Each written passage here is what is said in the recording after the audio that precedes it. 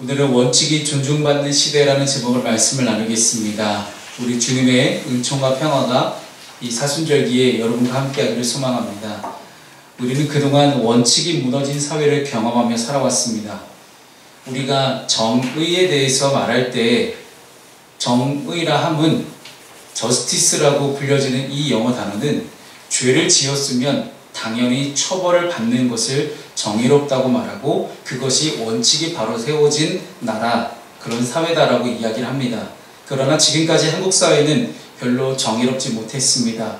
재벌과 정치 깡패들, 그리고 정치계의 오래된 유착을 비롯해서 연예계와 정치계 또한 깊은 유착 관계를 맺고 있습니다.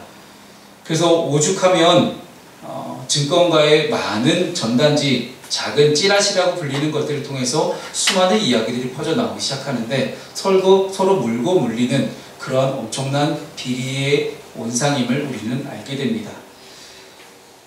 그러다 보니 여전히 죄를 지었지만 그 죄값을 바로 처벌받지 않는 그러한 일들이 우리 주변에서 종종 일어납니다. 별로 정의롭지 못한 사회에서 여전히 많이 가진 자가 적게 가진 자를 억누르며 살아가는 이 현실은 어찌 보면 우리의 작은 희망마저 앗아가는 것 같아서 마음이 매우 아파옵니다. 그래서 우리는 이 사순절에 우리의 신앙의 대상인 하나님을 향해서 우리의 마음을 드릴 수가 있어야 됩니다. 왜냐하면 우리에게는 희망이 조차 보이지 않는 그런 사회가 펼쳐져 있기 때문입니다. 그래서 우리는 이 사순절에 우리의 신앙의 대상인 하나님의 정의로움에 다시 기대를 걸어보는 시간이 되시길 바랍니다. 원칙을 지키지 않아도 많은 인간적인 조건들로 무마시켜버리는 원칙이 무너진 사회에서 원칙을 지키지 않았을 때 어떻게 하나님의 정의로움이 드러나는지를 보게 되면 하나님께 온전히 맡길 수 있는 그런 믿음이 생겨납니다.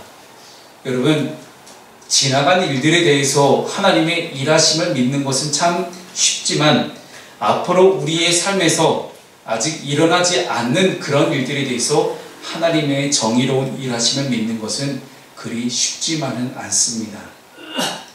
왜냐하면 여전히 우리의 삶의 현실이 하나님의 일하심을 기대하기 어려운 그런 고통과 슬픔 가운데 있기 때문입니다.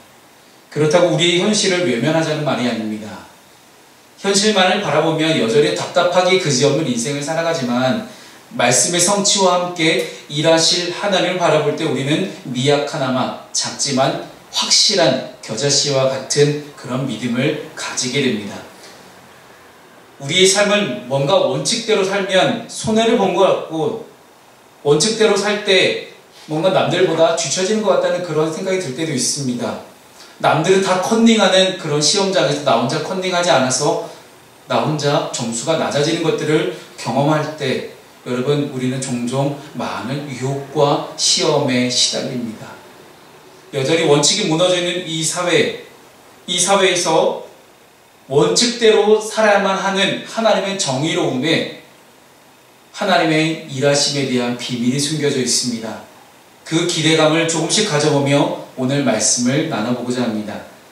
세계 역사는 한 국가가 분단 이후에 통일을 이루는 것이 얼마나 어렵고 힘든 것인가를 보여줍니다. 우리나라도 남북으로 분단된 지 74년의 세월이 흘렀습니다.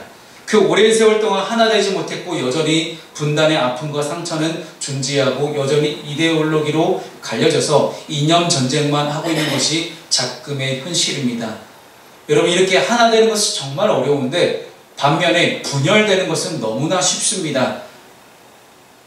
통일의 역사보다 분열의 역사는 더욱 쉽게 이루어지는 것 같습니다. 열왕기상 12장부터 14장까지는 한 나라가 어떻게 나뉘어지는지를 보여주는 그런 장면들로 나눠져 있습니다. 하나님께서 다윗을 통해서 굳건하게 세워가기로 하셨던 그 이스라엘의 나라가 여로보암이라는 새로운 인물이 등장하면서 두 개로 갈라집니다. 물론 거기에 직접적인 영향을 끼친 것은 솔로몬이라는 한 나라의 왕의 죄악 때문이었습니다. 다윗을 사랑하시던 하나님께서는 다윗 덕분에 솔로몬 때에는 나라를 나누지 않겠지만 솔로몬의 아들 르호보암 왕 때는 반드시 나라를 나누겠다는 그런 예고를 하셨고, 그 시간의 흐름에 따라서 자연스럽게 여로보암에 나는 그런 왕을 하나님께서 새로 세우시면서 나라가 갈라집니다. 그리고 이 두 나라가 각각 BC 722년과 BC 586년에 서로 망할 때까지 다시는 통일을 이룰 수가 없던 나라입니다. 오늘 본문은 이스라엘과 유다가 분리된 이후에 북이스라엘의 10지파의 왕으로 등극한 여로보암이 자신의 왕권을 어떻게 세워가느냐를 보여주고 있는 그런 장면입니다. 여로보암은 하나님의 주권적인 뜻에 따라서 왕으로 세워졌던 사람입니다. 그런데 그는 예루살렘의 성전 제사로 인해서 백성들의 마음이 남유다 왕 르호보암에게로 돌아가지 않도록 자기 마음대로 새로운 종교 제도를 만들어버립니다. 즉 여로보암은 그의 왕권 확립을 위해서 종교 정책의 일환으로 새로운 사이비 종교 하나를 만들었던 것입니다.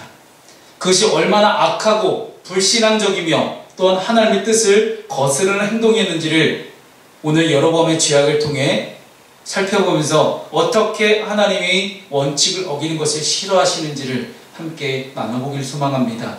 여로보암은 그가 왕이 된 후에 이스라엘의 수도를 먼저 재정비합니다. 요단강을 중심으로 서쪽에는 세겜을, 요단 동쪽에는 브누엘이라는 도시를 다시 재건축해서 새로 세워진 나라를 견고하게 하고 유다 왕국의 모든 영향력을 차단하려는 그런 정치적인 계획을 세웁니다. 그러나 여로보암에게는 정치적인 불안함이 있습니다. 그 불안함이 이 사람의 모든 신앙부터 모든 것을 다 송두리째 앗아가 버립니다. 그 불안감이란 바로 이 17절의 말씀이었습니다. 이 17절 말씀을 함께 읽습니다. 시작. 만일 이 백성이 예루살렘에 있는 여호와의 성전에 제사를 드리고자 하여 올라가면 이 백성의 마음이 유다 왕 된 그들의 주 르호보암에게로 돌아가서 나를 죽이고 유다의 왕 르호보암에게로 돌아가리로다 하고. 아멘. 이스라엘은 하나님께서 명하신 제사를 드리기 위해서 매년 예루살렘 성전으로 올라갑니다.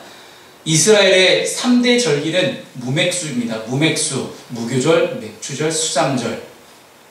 성경에 다른 언어로 번역이 되어 있기도 하지만 어쨌든 6월절, 그리고 77절, 맥추절이라고 하죠. 그리고 수장절이라고 불리는 초막절. 이 세 가지 절기는 하나님의 인하심, 하나님의 구원하심을 기억해야만 하는 이스라엘의 가장 크고 위대한 3대 절기입니다. 근데 이 절기만 되면 무조건 이스라엘 백성들은 예루살렘으로 올라가요. 근데 여로보암은 그들의 마음이 하나님의 언약을 기억하고 유다 왕 르호보암에게로 돌아가서 자신의 왕권을 위협하지는 않을까에 대한 두려움이 있었습니다. 여로보암은 하나님께서 세우셨습니다. 그러면 자신의 인생이 하나님께 달려있음을 믿어야 함에도 불구하고 그는 자신의 인생을 스스로 챙겨가기로 결단을 합니다. 이스라엘 가운데 12지파 중에 무려 10개의 지파를 하나님께서는 여로보암에게 허락하셨지만 그는 하나님께서 주신 이 기회를 발로 걷어차 버립니다. 여로보암이 하나님께서 명하신 모든 일들 가운데 순종하기만 하면 다윗의 집과 같은 견고한 집을 주시겠다고 분명히 약속하셨습니다. 그러나 여로보암은 하나님의 약속과 언약을 잊어버립니다. 무엇 때문에요? 자신의 인간적인 관점을 바라보니 자신의 현재에 처해 있는 상황을 내가 스스로 개척해 나가지 않으면 스스로 어렵겠다고 생각한 그런 수고하고 무거운 진진자의 모습을 그는 보이게 됩니다. 여러분, 왜 예수님께서 우리에게 수고하고 무거운 진진자들아 다 내게로 오라, 내가 너희를 쉬게 하리라 라는 말씀을 하셨을까요? 우리 인간의 인생은, 우리 사람이라는 우리 존재는 스스로 무언가를 땅을 파서 수고하여 먹을 것을 얻는 그런 자들이지만 본래 우리가 하나님께로부터 지음을 받았으니 우리는 그저 하나님의 지음에 대해서, 하나님께서 일하심에 대해서 그저 우리를 맡기기만 하면 되는 그런 존재입니다. 그러나 하나님의 섭리와 인도하심을 바라보지 못한 채 여로보암은 자신의 주변과 환경을 살피면서 인간적인 측면에서 자신이 어떻게 하면 내 왕위를 지킬 수 있을 것인가에 대해서만 몰두하기 시작합니다. 자기가 자신을 지키지 못하니까 결국 불안과 두려움에 사로잡히고 내가 받았던 은혜와 복을 누리지 못한 채 오히려 죄의 길을 생각하고 도모하는 그런 왕이 되어버립니다. 사랑하는 여러분, 하나님께 은혜 받으셨습니까?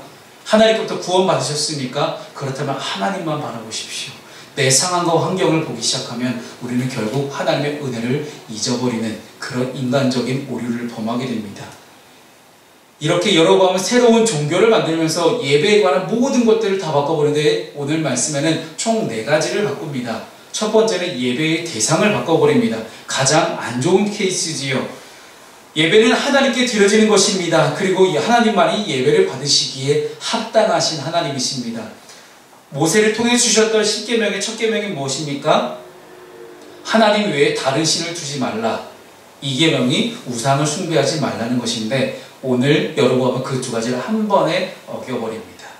그 다 모든 계명들을 어기고 28절을 보았더니 2 금송아지를 만들어서 이것이 너희를 애굽 땅에서 인도하여낸 신들이라 라고 이야기를 합니다. 여러분, 어디서 본 듯한 장면이지 않습니까? 모세가 시내산에 10계명을 받으러 올라갔을 때 그것이 바로 출애굽기 32장입니다. 출애굽기 32장에서 시내산에서 아론이 금송아지 형상을 만들고 했던 말과 똑같은 말을 그는 합니다. 그런데 출애굽기 32장과 열왕기상 12장에 공통점이 하나가 있습니다. 모두 한 사람의 두려움과 불안에서 시작이 됐다는 것입니다. 민족의 영도자 모세가 사라진 그때에 이스라엘 백성들은 두려워합니다. 그리고 이스라엘 백성들을 출애굽시켰던 장본인이었던 아론은 급기야 불안함에 휩싸이기 시작합니다. 자신의 동생인 모세는 내려올 생각을 안 하고 생사를 알 수 없는 가운데 기다림은 기다리는 대로 계속해서 시간만 흘러갑니다. 여러분, 하나님이 우리에게 주시는 응답 가운데 가장 힘든 게 뭔지 아십니까? 기다리라는 거예요. 하나님의 때를 기다려라. 하나님이 말씀하실 때, 하나님이 일하실 때를 기다리라는 것입니다. 그저 우리는 그 기다림의 시간 동안 얼마나 하나님 앞에서, 하나님 안에서 잠잠히 하나님만 바라보고 있느냐, 하나님은 그것을 가장 원하십니다. 그러나 아론의 불안함과 또한 이스라엘 백성들의 두려움은 금송아지라는 것을 뚝딱 만들어냅니다. 여로보암은 아론과 우상 숭배자들에게 쏟았던 그 심판, 이스라엘 백성은 그 우상 숭배로 인해서 3,000명가량이 광야에서 죽임을 당하는 그런 심판을 받았음에도 불구하고 여로보암은 그것을 다 까맣게 잊었을 것입니다. 그때나 힘들었지 지금 당장 내가 힘들고 어렵고 내가 두렵고 내가 마음이 힘든데 그런 것들이 귀에 들어왔겠습니까? 여러분, 예배는 하나님께만 드려져야 됩니다. 예배는 하나님께만 해야 됩니다. 여러분, 한자로 예배는 예를 갖추어 절을 하다입니다. 우리가 예를 갖추어 절을 해야만 대상은 오직 하나님 한 분 외에는 없습니다. 하나님의 이름만 높여야 됩니다. 하나님은 우리의 눈으로 볼 수는 없습니다. 하나님의 임재는 형상화될 수 없습니다. 그러나 여로보암은 종교적인 혼합주의의 문을 스스로 열어버립니다. 그리고 이스라엘이 가나안의 풍요의 신들에게 쉽게 동화되도록 만들어갑니다. 여러분, 보이지 않는 대상을 예배하는 참 쉽지 않습니다. 그러나 동시에 우리의 마음 또한 보이지 않는다는 것을 우리는 기억할 수 있어야 됩니다. 보이지 않는 우리의 마음은 우리의 마음대로 하는데 보이지 않는 하나님까지도 우리가 우리 마음대로 하려고 하는 그런 인간적인 욕망과 죄악이 분명히 우리의 깊은 곳 가운데 깔려 있다는 것입니다. 보이지 않는 불안한 나의 마음을 위해서 무엇인가를 만들어내는 것은 곧 인간의 나약함을 상징합니다.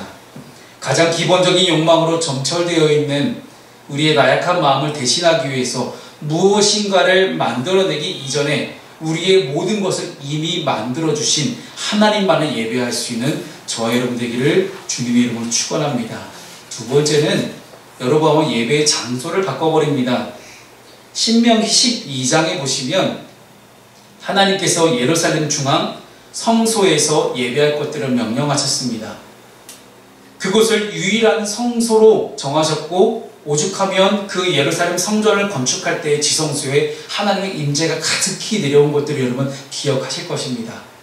그 광경을 바라보며 솔로몬을 비롯한 모든 이스라엘 백성들은 하나님께 찬양과 경배를 올려드렸습니다. 그런데 여로보암은 북이스라엘 지파에게 다시는 힘들게 예루살렘으로 갈 필요가 없다고 말하며 종교적인 편의를 봐주는 척 금송아지 형상을 만들어서 하나는 베델에 하나는 단에 둡니다. 오늘 본문 30절에는 이 과정이, 이 모든 일들이 죄가 되었다라고 말씀하고 있습니다. 단까지 가서 우상을 숭배하도록 만들었다는 이야기입니다. 여로보암이 베델과 단이라는 이 두 장소를 예배의 장소로 선택한 그런 이유가 있습니다. 먼저 베델이라는 곳은 여러분 제일 먼저 떠오르는 인물이 있죠. 바로 야곱이라는 사람입니다. 그런데 야곱이 먼저 그곳에 돌베개를 메고 잠을 자면서 이곳을 하나님의 집 베델이라고 이야기를 하기 전에, 명명하기 전에 이미 아브라함이 가나안 땅에 정착했을 때 그때 베델에서 단을 쌓고 여호와의 이름을 불렀더라라는 그런 창세기 기록을 본다면, 그리고 또한 이후에 사사 시대에는 이 베델에 언약궤를 두고 있었습니다. 즉 사무엘이 해마다 순회했던 영적인 교육의 중심지가 바로 이 베델이라는 곳입니다. 어느 정도 이 정도 이제 네임밸리를 가지고 있으면 베델은 충분히 이해가 될 만도 한데, 단이라는 곳은요 사사시대에 단지파 사람들이 그 땅을 차지해서 이름을 단이라 붙인 곳입니다. 그런데 지리적으로 단지파가 위치했던 곳은요 이스라엘 가장 최북단이에요. 이스라엘에서 헬몬산으로 가는 그 접경지대에 있는 가장 북쪽에 있는 곳이 바로 단지파의 땅인데, 지리적으로 말하면요 예루살렘에서 가장 먼 곳입니다. 다른 말로 얘기하면 솔로몬 성전과 가장 먼 곳이고요, 예루살렘과 또한 르호보암 왕과 가장 먼 곳에 위치한 곳이 바로 단이라는 곳이에요. 그렇게 의미 있고 편리한 두 곳을 예배의 장소로 지정해서 예배하기에 합당하고 합리적인 것처럼 보이나 이것은 하나님의 선택을 무시하는 행위였습니다. 하나님의 말씀에 불순종하는 것이었으며 결과적으로는 우상 숭배를 만연하게 하는 결과를 가져옵니다. 여러분, 예배는 내가 편하자고 드리는 게 아닙니다. 요즘 서울에 있는 많은 큰 교회들이요 영상 예배를 많이 드려요. 그러다 보니까 사람들이 이제 주일날 놀러 가면서 차 안에서 그래도 우리 예배는 드려야지 그렇고 차 안에다가 이제 유튜브 영상을 켜놓고 그 큰 교회들의 어떤 예배 영상들을 실시간으로 보고 있습니다. 우리의 편의를 따라서 예배하고 내가 드리기 좋은 모습으로 나아가는 것은 하나님께서 기뻐하시지 않는 모습입니다. 여러분, 예배라는 것이 무엇입니까? 예배는 나 중심으로 드리는 것이 아니라 하나님 중심으로 드리는 것이고, 예배를 받는 대상인 하나님께로 나아가는 작업이 바로 예배입니다. 여러분, 내가 예배라는 것은 예를 갖추어 절을 하는 것을 분명히 말씀드렸지만, 예를 갖추어 절을 해야 되는 대상에 함께 있지 않음에도 불구하고 우리는 그것을 예배라고 이야기하는 그런 마음을 가지고 있습니다. 무엇보다도 예배가 이렇게 나뉘어진 곳에서 하게 된다면, 나 편하자고 예배하기 본다면 내 마음조차 나눠지게 됩니다. 우리가 왜 교회를 옵니까? 여기서만 예배를 하니까요. 물론 여러분이 있는 그 곳 어디나, 가정이든지 집이든지 뭐 차 안이라든지 어디나 하나님이 안 계신 곳은 없습니다만은 하나님의 임재가 분명히 있지만, 우리가 지금 우리의 마음을 집중해서 하나님께만 집중하고 있는지를 되살펴 보아야 됩니다. 하나님께서 받으시는 예배로 나아갈 수 있는 참된 예배자가 됐으면 좋겠습니다. 예배는 나 중심이 아닌 하나님 중심으로 드리는 것이 바로 예배입니다. 세 번째, 여로보암이 바꿔버린 것은 예배자입니다. 정확히 말하면 예배의 수종자들인데, 예배의 수종자들을 보통 백성으로 삼는 죄를 범합니다. 하나님께서는 레위 지파 자손들 중에서도 아론의 자손들만을 제사장으로 삼으라고 명령하셨습니다. 민수기 3장 10절 말씀을 보면요, 너는 아론과 그의 아들들을 세워 제사장 직무를 행하게 하라. 외인이 가까이 하면 죽임을 당할 것이니라 라고 분명히 하나님은 경고하셨습니다. 아무나 예배의 수종자, 예배의 진리를 할 수가 없습니다. 그러나 여로보암은 레위인들과 제사장들을 다 없애버리고 일반 백성 중에 자원하는 모든 자들을 산당의 제사장으로 명해버리는 그런 잘못을 저지릅니다.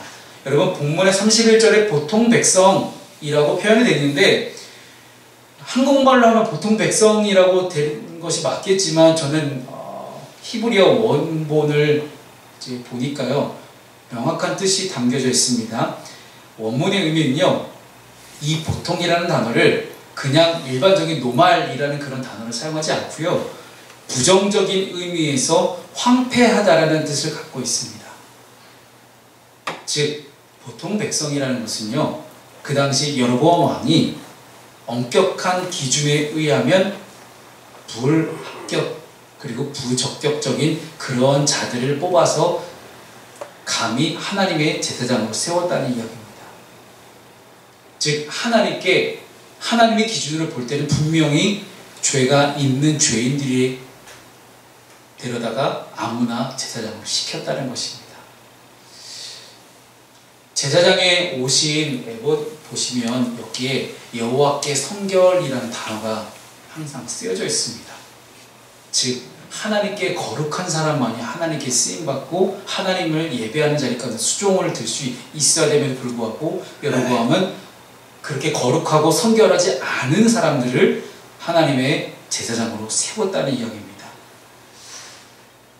이것은 하나님의 말씀에 불순종하고 하나님의 법도를 가볍게 여기고 무시하는 행동을 한 겁니다. 여러분, 참된 신앙은 하나님의 말씀에 그대로 순종하는 것입니다. 그리고 하나님께서 요구하시는 것을 그대로 따라가는 것이 바로 참된 신앙입니다. 물론 그렇게 하나님의 말씀에 순종하고 참된 신앙을 가지고 살아갈 때에 희생이나 대가를 치러야 할 때도 있고요, 조금 불편할 때도 있습니다만은, 그러나 인간은 좀 더 쉬운 방법을 찾으려고 하고요, 그리고 좀 더 편리한 쪽을 선택하려고 합니다. 우리의 신앙에 있어서 편리함과 쉬움을 추구하겠다는 것은 결국 변질된 신앙, 그리고 변질된 죄악의 길로 가겠다는 것입니다.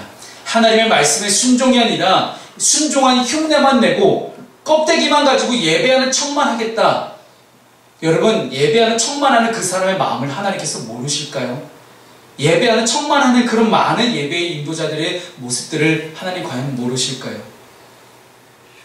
우리는 어느 때나 어느 곳에서나 내가 처해 있는 상황에 상관없이 하나님께서 말씀하신 대로 그대로 순종할 수 있는 저와 여러분 되었으면 좋겠습니다.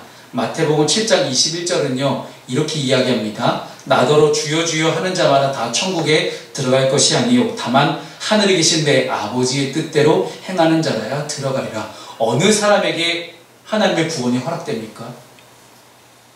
그리고 하나님의 구원은 나중에 허락되는 것이 아니라 지금 우리에게 허락될 때 조건은 딱 한 가지입니다. 하나님 아버지의 뜻대로 행하는 사람에게만 하나님의 구원이 열려져 있다라는 이야기입니다. 여러분, 아버지의 뜻에 따라 믿음으로 100% 완전하게 순종하며 나아갈 수 있는 여러분 되었으면 좋겠습니다. 마지막으로 여로보암이 바꾼 것은요, 예배 시간. 좀 오해가 있을 수 있을 것 같아서 제가 절기의 날짜라는 그런 단어를 옆에 붙여 놓았는데요. 여로보암은 예배 시간을 자기 마음대로 바꿔버렸습니다. 유다의 절기와 비슷한 다른 절기를 정한 겁니다. 하나님께서는 초막절을 유다 달력으로 따졌을 때 7월 15일에 지키라고 명령하셨습니다. 그러나 여로보암은 그 절기를 자기 마음대로 8월 15일로 임의로 바꾸어버립니다. 여로보암은 그 절기를 8월 15일로 바꾸면서 베델과 단에서 금송아지 형상에게 제사를 하게 합니다. 또한 여로보암 자신이 베델 제단에서 직접 분향하기도 합니다. 여로보암은 나름대로 종교적인 어떤 정통성에 구색을 맞추려는 그런 시도를 하긴 했지만 그것 자체가 불법이며 불신앙적이고 죄악된 행동을 계속하는 것이었습니다. 철저하게 하나님 말씀에 불순종하며 화를 자초하는 일입니다.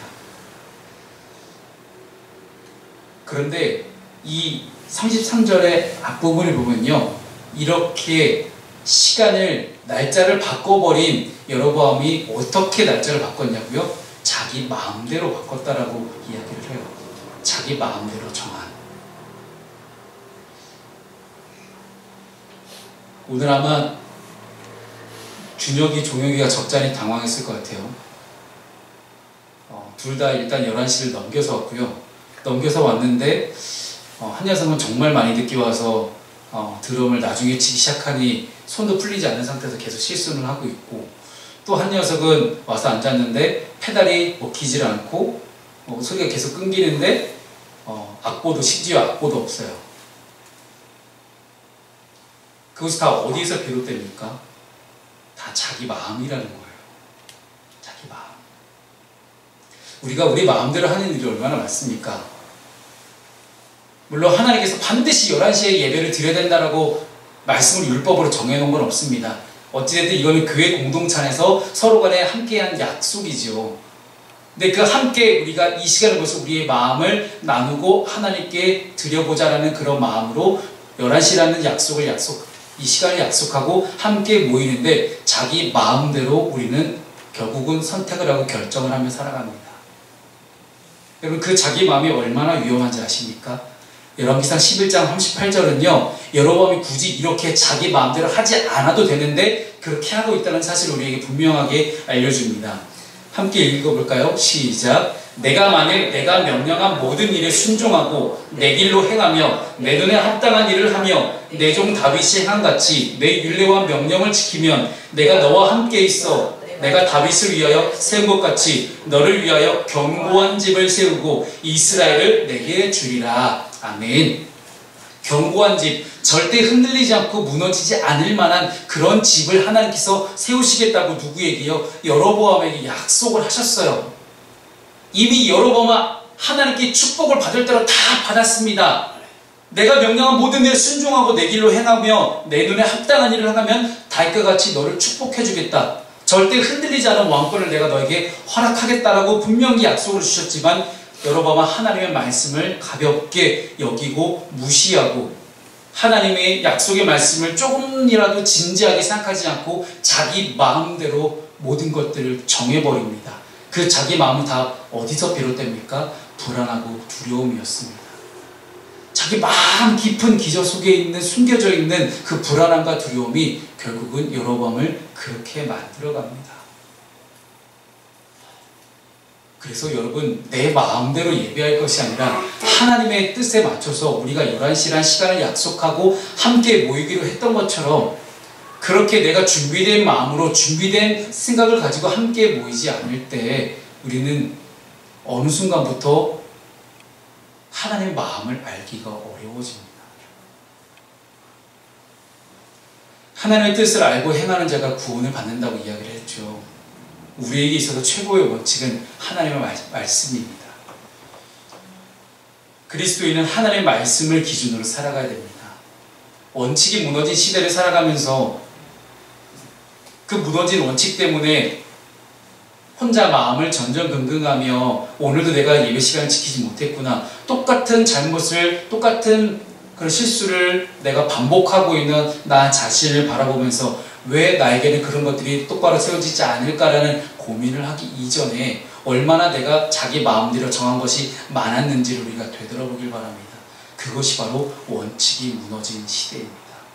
우리가 원칙에 존중받는 시대를 살아가려면 그리스도인으로서 먼저 내 원칙과 기준이 흔들리지 않는 그런 뿌리가 흔들리지 않는 뿌리가 굳건하게 땅에 박혀있는 나무가 되어야 됩니다. 뿌리가 흔들린 나무는 영양분을 제대로 공급받지 못해서 좋은 열매를 맺을 수가 없습니다. 좋은 열매 맺는 뿌리 깊은 신앙인의 모습, 그렇게 예배에 관련된 하나님께 모든 것들을 다 정석대로 원칙대로 기준대로 지킬 수 있는 저와 여러분 되기를 주님의 이름으로 축원합니다. 그런 원칙에 존중받는 시대를 살아갈 때 우리의 교회에서의 삶뿐만 아니라 우리의 일상에서의 삶도 하나님이 책임져 주실 것입니다.